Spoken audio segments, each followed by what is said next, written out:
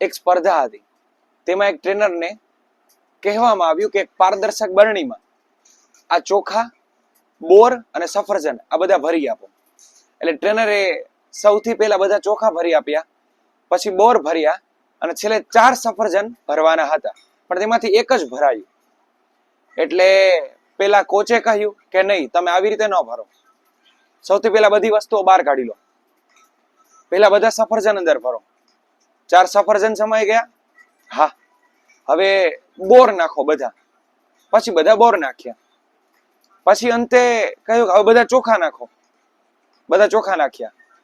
અંતે બરણીમાં બધું જ સમાઈ ગયું અને કોચે શીખવાડ્યું કે વ્યવસ્થા આવી રીતે કરાય.